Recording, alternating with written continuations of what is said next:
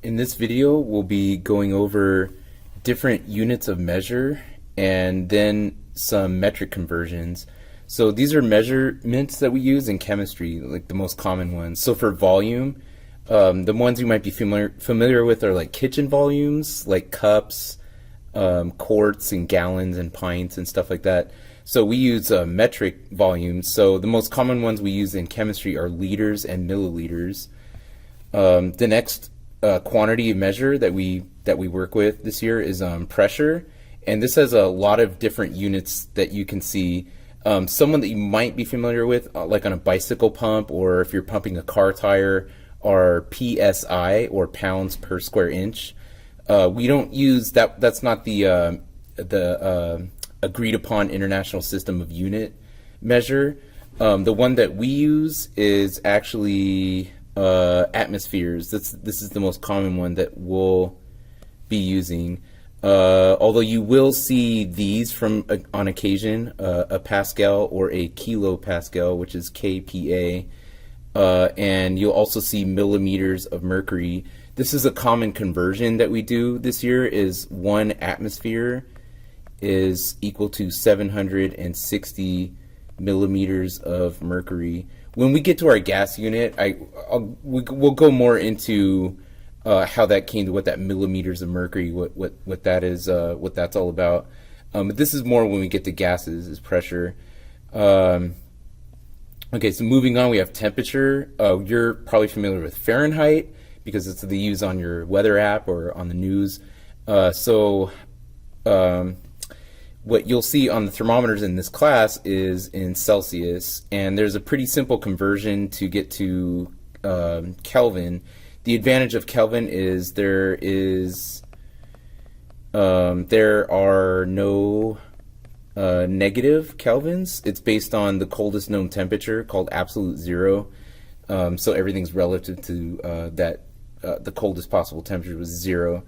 Okay, so moving on is mass. So the most common unit that we use, you'll see on your bathroom scale or whatever, you'll see pounds. The most common unit that we use is the metric measurement for mass, and that is grams. I wanted to add another one here, and it's specific for chemistry, and it measures quantities, specifically really small quantities, like groupings of atoms. And a quantity in chemistry is measured by a mole. The abbreviation is MOL instead of the E. So yeah, and one mole is 6.02 times 10 to the 23rd.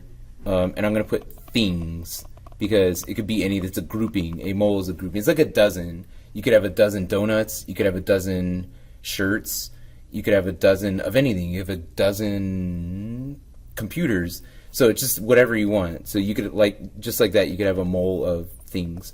And usually that number is so big that we use that number to describe a mole of atoms. So if you take this many atoms, it will actually show up on a scale and weigh something. So you have to take a huge grouping. And we have a whole unit on the mole. It's around December, around that time, or late November. Okay, moving on, we have energy, and the most common unit you'll see is a joule. And sometimes joules can get really big in value, so you'll see a kilojoule pretty often. And then the unit that you'll see, you might also see, especially if you've had physics, is a calorie. Okay. So onto metric conversions. So these are now this is just metric. So we're not doing like how many feet are in a mile, how many feet are in 1 mile. That is between two systems. This is like the imperial or English system of measure: feet, yards, miles. Actually, wait, we can't do that. I'm sorry. So how many feet are in 1 meter? Or something like this. How many meters? The example, I made a mistake. The example I just put up was between the same system. If you want to answer this, how many meters are in a mile, are in 1 mile?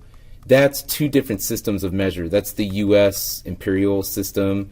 This is the metric system. So those are not going to be exact numbers. This, we deal with that a little bit next week. There's like a method for solving that, those kinds of problems.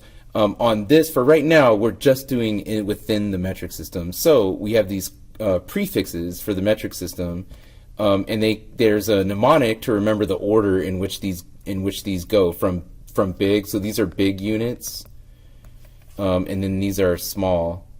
And there's a mnemonic to remember this order: the K, H, D, B, little d, C, and little m. And the mnemonic is okay. So these are the relative to base. A deci is 1/10. A centi is 1/100th. A milli is 1/1000th of one of the base units. So the mnemonic is this. It's King Henry. King Henry died. King Henry died by drinking chocolate milk. And if you remember that, how to say that the right way, you're reproducing the correct order in which this goes. So, okay, so yeah, it's the first letter of that sentence. Okay, so this is better illustrated by examples. So why is that order used, and how is it used to do conversions? So I have one bullet point: move the decimal the same number of spaces you moved on this chart. So let's look at a couple examples.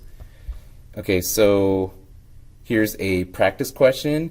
We want to try to convert how many centimeters are in 3 meters. So we find where we're at. This is our beginning unit. So this is our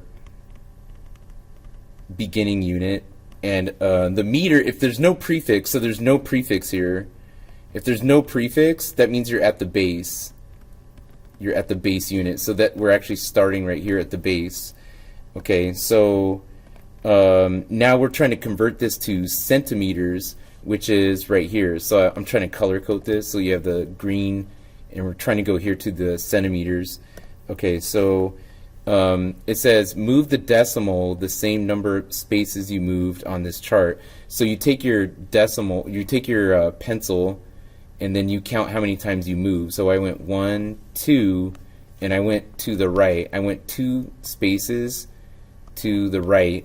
So take your 3, and then take your decimal point, and then make the same number of loops that you did to get to the centi. So I go 1, 2, like that. And then your new decimal place goes here, and then you fill in the loops with zeros. So 3 meters is equal to 300. I'll just write the 300 right here, 300 centimeters. Okay, so let's try another one. I'm going to erase my scratch work from the previous one. Okay, so let's try another one. 40 liters, and we want to know how many decaliters that is. So deca, so I'm starting, there's no prefix here, so it doesn't say kiloliters or centiliters or milliliters, it just says liters. That means you're at the base again, like the previous example. And now we're trying to go to deca, okay, and deca is right here. So this time we take our pencil and we go 1 loop to the left. So this time we went 1 to the left. So you move your decimal 1 space to the left. There's no decimal written on the number, so we assume that it's right here. So it would be after the number. So we take our number 40, our decimal, and then we move it 1 space to the left. So 40 liters is equal to 4.0 decaliters. Okay, again, I'm going to erase my scratch work, and we'll try another one. 600 milligrams is equal to how many grams? So we're at milligrams. So this time we're starting here at milli, and we want to know how many grams that is. No prefix, so that means we're going to the base here. So we go 1, 2, 3. So we moved our decimal 3 times to the left. So 3 and it goes left. So we take our 600 and we take our decimal and we go 1, 2, 3, and it goes 3 spaces to the left. So 600 milligrams is equal to 0.60 grams. Usually what students do on is like if they need to use this scheme, so they don't write the whole sentence King Henry died, they just recite King Henry in their mind. Well, I'm thinking this is how they do it. They assume they go what was the order again? They go, okay, King Henry died by drinking chocolate milk. Okay, and then they just use this right here, and then they count this way and stuff like that. So they'll write this like in the margin on a test or a quiz or whatever, or on a homework assignment just to remember it, and then that's how they'll use it. So 10 hectometers. Hecto means you're starting here. Actually, I'm going to use this scheme. It's a little easier. I'm starting at hecto, and I'm trying to go to kilometers or kilometers. Why did I say kilometers? Kilometers. So kilometers is right here. So we need to go. Oh yeah, I was going to use this one. So we go 1 time to the left this time. So we take our 10 and you go 1 time to the left. So I go 1.0 kilometers. Okay, so now we're going to do something kind of similar. We're going to do something kind of similar. We're going to convert each one of these into a new unit and see which one is less than. We're going to try to put less than, greater than, equal, or x for no relationship here. So the strategy is you want to make this unit say this unit, or vice versa. You want to make this unit say this unit. Okay, it's kind of like like dollars and euros or something. If you want to know if I have like $10, how many euros that is at, you need to know. You need to convert one to the other. Or sorry, if I have $10 and 8 euros. Okay, you need to either convert the dollars to euros or the euros to dollars to see which one's more. So that's what we're going to try to do here. So I'm going to go King Henry died by drinking chocolate milk.